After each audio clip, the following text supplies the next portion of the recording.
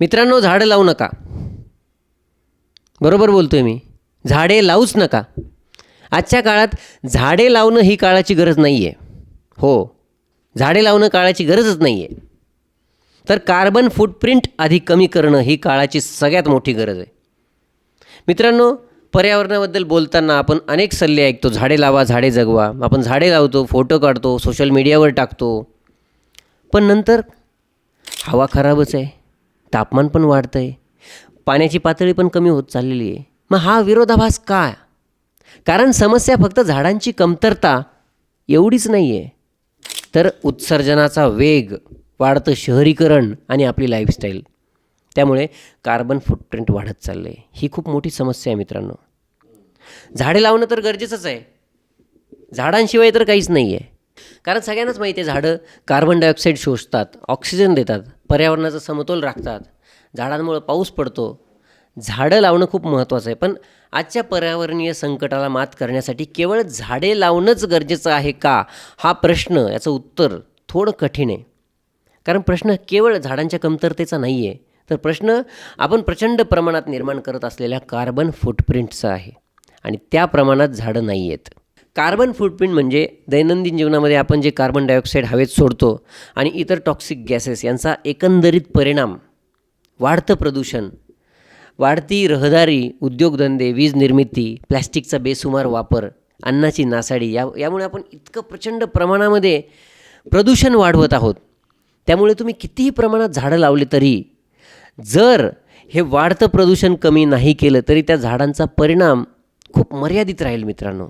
म्हणूनच झाडे लावा, झाडे जगवा, याच सोबत कार्बन फूटप्रिंट कमी करा, हा सल्ला सांगणं ही खूप गरजेचं आहे मित्रांनो.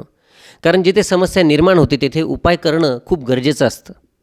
आणि जर आपण हे प्रदूषण कमी केल्यावर पर्यावरणातील ताण कमी होईल आणि झाडांना आणि निसर्गांना स्वतःला सावरण्याचा, स्वतःला टिकवण्याचा पुरेसा वेळ मिळेल.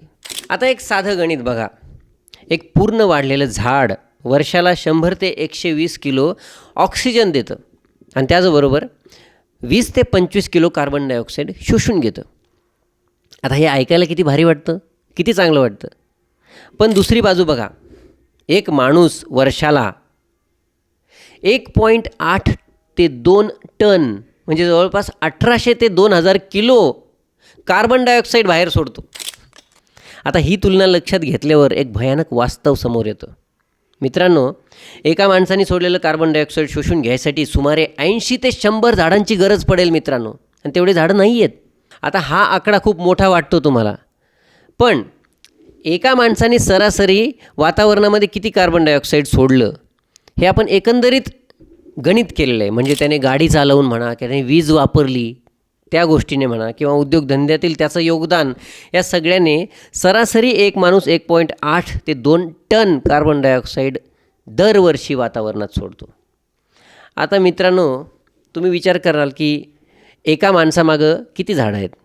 आपल्या भारतामध्ये एका माणसामागं केवळ 28 झाडं आहेत. आता तुम्ही म्हणाल की आपण ही तूट भरून काढू, म्हणजे आपण 62 झाडं लावून टाकू, म्हणजे समतोल होऊन जाईल. पण तसं नाही आहे मित्रांनो. झाडं परिपूर्ण वाढल्यानंतरच ती 100 ते 200 किलो ऑक्सिजन दरवर्षी देतात.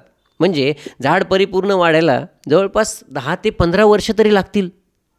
म्हणजे झाडे लावा, झाडे जागवा हा उपाय खूप चांगला जरी असला तरी पुढच्या 10 ते 15 वर्षानंतर वातावरण नॉर्मल होईल. पण तोपर्यंत आपण प्रदूषण किती वाढवू. त्यामुळे झाडे लावा, झाडे जगवा ह्या वाक्याबरोबरच ऑक्सिजन वाढवा आणि कार्बन डायऑक्साईड कमी करा किंवा कार्बन फूटप्रिंट कमी करा, हा सल्ला सांगणं पण खूप गरजेचं आहे मित्रांनो. यातून एक गोष्ट स्पष्ट होते, आपण ज्या प्रमाणात कार्बन फूटप्रिंट वाढवत आहोत त्याच प्रमाणात झाडे लावून त्याची भरपाई करणं अशक्य गोष्ट आहे मित्रांनो. त्यामुळे झाडं लावणं जरी आवश्यक असलं तरी हा उपाय अपुरा आहे. मित्रांनो, संवाद या यूट्यूब चॅनलवर आपण विषय वेगवेगळे हाताळत असतोच, पण आता समाजातील आवश्यक विषयांनासुद्धा त्याचं मंथन करणं आपल्या चॅनलवर खूप आवश्यक आहे. त्यामुळे मित्रांनो, तुम्ही नेहमी हे चॅनल पाहत राहा, वेगवेगळे विषय आम्हाला सुचवतसुद्धा राहा आणि कमेंटमध्ये कळवा की तुम्हाला हा व्हिडिओ कसा वाटला. धन्यवाद.